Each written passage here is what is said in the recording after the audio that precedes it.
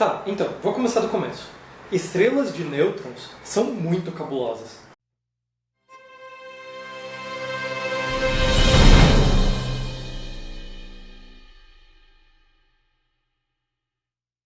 Quando uma estrela explode numa supernova, se ela for grande o bastante, tipo, se tiver de 8 a 29 vezes mais massa que o Sol, por exemplo, o núcleo dela pode acabar virando uma estrela de nêutrons. Isso acontece porque nesse tamanho, quando a estrela implode, logo antes dela explodir numa supernova, a senhora nuclear forte pode não conseguir parar a gravidade.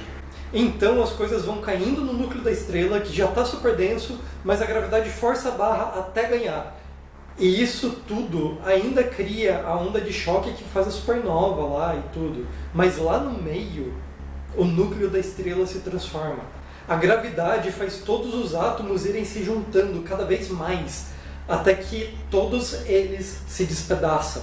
Os átomos não aguentam a pressão, os elétrons acabam se fundindo com os prótons para formar nêutrons. Até que praticamente tudo que existe ali são nêutrons, bem grudadinhos uns nos outros. E só eles conseguem, então, finalmente parar a força da gravidade. O termo técnico para isso é que a pressão de degenerescência dos nêutrons impede que o colapso continue. Agora, sério, estrelas de nêutrons são coisas muito interessantes. Em média, elas têm só uns 10, 15 quilômetros de diâmetro. Elas são do tamanho de ilhotas, mas elas são extremamente densas. Lembra quando eu falei do átomo, que a maior parte do átomo é espaço vazio e tudo? Então, numa estrela de nêutrons, basicamente não existe esse espaço vazio entre as partículas. E praticamente não existem átomos lá, já que uns 90% dela é tudo nêutron. É como se as estrelas de nêutrons fossem mais reais que todo o resto do universo. Do ponto de vista de uma estrela de nêutrons, os planetas, as estrelas, a gente, são o que o ar é pra gente. Tá, não que elas tenham um ponto de vista, né? Sério, as estrelas de nêutrons são tão densas que uma colherada delas pesaria uns 3 bilhões de toneladas. Isso é o peso equivalente a uns 35 trilhões de bananas. Numa colherada. Agora, não é surpresa, né, que com essa densidade toda, a gravidade lá é 200 bilhões de vezes mais forte do que na Terra, que é esférica. Aliás, a gravidade numa estrela de nêutrons é tanta que ela distorce o caminho da luz. Se você olhasse na altura do Equador para uma estrela de nêutrons, você conseguiria ver os dois polos dela. A estrela parece um pouco achatada, digamos assim, porque você vê toda a frente dela e mais um pouco. Pensa assim, se você pesa uns 70 quilos, em uma estrela de nêutrons você pesaria 14 bilhões de toneladas. Mas, como a temperatura lá é de uns 600 mil graus Celsius, você derreteria antes de se sentir pesado. Agora, como se não bastasse também, o campo magnético de uma estrela de nêutrons é bizarramente forte. Olha só, o campo magnético da Terra é de uns 0,00045 teslas. O de uma estrela de nêutrons é de 45 mil teslas. E tem mais. A maior parte das estrelas gira, que nem os planetas. Acontece que existe um negócio chamado conservação de momento anular. Para explicar isso, geralmente o pessoal fala da patinadora no gelo, que, né, fecha os braços para ir mais rápido. Basicamente o que acontece é que se um objeto está girando e o tamanho dele muda, digamos que a energia dessa rotação não muda. Então, se o objeto aumenta, ele gira mais devagar. Se ele diminui, ele gira mais rápido. Agora, pensa que uma estrela de nêutrons é o resto de uma estrela gigantesca. Dependendo da velocidade que essa estrela girava, a velocidade de giro da estrela de nêutrons pode ser absurda.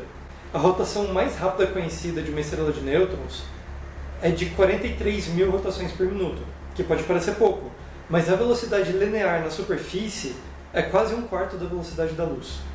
Bom, algumas estrelas de nêutrons têm um negócio chamado disco de acreção. Esse disco se forma quando tem alguma coisa próxima bastante da estrela para que ela comece a puxar matéria para si. Alguma coisa do tipo uma nuvem de gases ou até outra estrela. As estrelas de nêutrons têm uma gravidade tão extrema que ela começa a desfazer o que quer que tenha chegado perto dela e essa matéria começa a cair em espiral na estrela. E é isso que forma o disco de acreção. Mas agora, um pouquinho de história. A primeira vez que se pensou em estrelas de nêutrons não foi porque a gente viu uma. Foi em 1934, quando 2 astrônomos calcularam que uma supernova poderia criar uma estrela supercompacta. E mais de 30 anos depois, em 1967, um astrofísico chamado Franco Pacini sugeriu que uma estrela assim teria um campo magnético tão forte que ficaria lançando radiação no espaço. E nesse mesmo ano, começou a operar um novo radiotelescópio na Inglaterra. E foi nesse lugar que a astrofísica Jocelyn Burnell detectou o primeiro pulsar conhecido pela humanidade. Sabe a tal radiação que a estrela de nêutrons emite por causa do campo magnético super forte? Então, essa radiação sai pelos polos da estrela. Acontece que se ela estiver girando, e durante esse giro um dos polos apontar na nossa direção, a gente vê essa radiação saindo. E em intervalos bem regulares. É tipo um relógio cósmico, extremamente bem regulado. Esse primeiro pulsar fazia chegar sinais de rádio na Terra a cada 1,3 segundos. O número exato está na tela. E é isso que a gente chama de pulsar. Ou seja, naquela noite, a doutora Jocelyn Burnell descobriu não só o primeiro pulsar, mas também que as estrelas de nêutrons eram reais. Abrindo um parênteses, essa descoberta rendeu um prêmio Nobel, mas não para ela. Apesar dela ser reconhecida como uma descobridora, na época ela era uma estudante de pós-graduação e quem ganhou o prêmio foi o orientador dela e um outro cara lá. Apesar de que ela não ficou chateada, ela até afirmou, né, o orientador era o responsável pela pesquisa, pelo radiotelescópio, pela metodologia, etc, etc. Eu particularmente acho que essa exclusão reflete também um pouco o sexismo da época. Porque, sério, quando a descoberta foi anunciada, os jornais se interessaram porque tinha uma mulher envolvida na pesquisa e foram lá perguntar pra ela se ela tinha namorado. Ela tinha. Mas tudo bem. Só que naquela época, uma descoberta dessas... Bom, em resumo, de cara, todo mundo achou que eram alienígenas. Porque era um sinal muito regular, entende? Hoje, os astrônomos seguem um princípio informal chamado It's Never Aliens. Nunca são alienígenas. Isso porque é muito fácil você explicar qualquer coisa estranha que você vê no espaço como deve ser aliens. E isso pode ser muito nocivo se motivar uma paralisação de uma pesquisa, especialmente se, no final das contas não forem aliens, como aconteceu com todas as pesquisas até hoje. Bom, no caso dessa descoberta, uns bons dias depois, a equipe desse mesmo radiotelescópio descobriu mais 3 pulsars. E daí o pessoal se convenceu de que aquilo provavelmente era um fenômeno natural. Pouco tempo depois, o astrofísico Thomas Gold juntou as peças dessas observações, das equações, e descreveu o que estava acontecendo naquelas estrelas e o que elas eram. Mas pulsars não são um único subtipo de estrelas de nêutrons. Uns 10% delas têm um campo magnético tão forte que enquanto, lembra, o da Terra é de 0,000045 teslas, o dessas estrelas de nêutrons é 100 bilhões de teslas. Essas estrelas são chamadas de magnetars e elas são aterrorizantes. O campo magnético delas é tão intenso que qualquer coisa que chega perto basicamente se dissolve. Os átomos não conseguem se manter coesos, sabe? Uma magnetar pode expelir em 1 segundo o mesmo tanto de energia que o Sol expeliu em 500 mil anos. E para ter uma ideia de quanto é isso, mais uma historinha. Sabe quando volta e meia sai alguma notícia daquelas para deixar o pessoal preocupado, que uma tempestade solar ou alguma coisa do tipo vai destruir as comunicações, destruir satélites, daquelas manchetes assim do tipo tempestade solar pode ferrar satélites ou coisa assim. Sempre que tem algum evento na superfície do Sol, aparece uma meia dúzia dessas. Então, em 2004, chegou na Terra uma carga de radiação na forma de raios-x. Essa descarga conseguiu bagunçar os satélites um pouco e chegou a ionizar a atmosfera da Terra. Ela veio de uma magnetar, chamada SGR 1806-20. Essa magnetar, ela está a 50 mil anos-luz de nós. Ela está do outro lado da galáxia. E mesmo assim, a descarga que ela mandou pra gente foi mais forte do que qualquer tempestade solar dos últimos anos.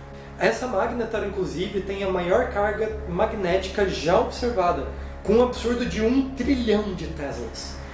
Mas essa força toda acaba freando a rotação da estrela. Então daqui a uns 10 mil anos ela praticamente não vai mais girar. E o negócio é que o giro dela também sustenta o campo magnético. Isso significa que Magnetars viram estrelas de nêutrons mais simples, depois de umas dezenas de milhares de anos. Sério, eu adoro estrelas de nêutrons. Estrelas de nêutrons. Elas são incríveis, elas são bizarras e elas são muito extremas. Mas tem algo ainda mais bizarro e extremo por aí. E todo mundo sabe o que é. Buracos negros. Nos próximos vídeos a gente vai começar a falar sobre eles. Até a próxima.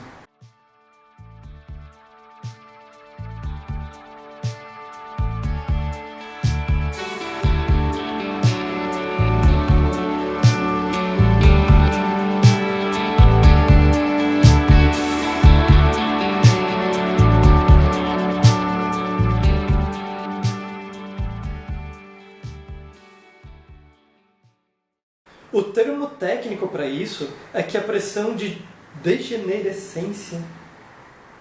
Eu vou conseguir. Porque, sério, quando a pesquisa foi anunciada... Porque, sério, quando a descoberta foi anunciada, os jornais se interessaram porque tinha uma mulher envolvida e foram lá pesquisar... Inferno. Porque, sério, quando a descoberta foi anunciada, os jornais se interessaram porque tinha uma mulher envolvida na pesquisa e foram lá perguntar pra ela se ela tinha namorado. Porque, sério, quando a pesquisa foi...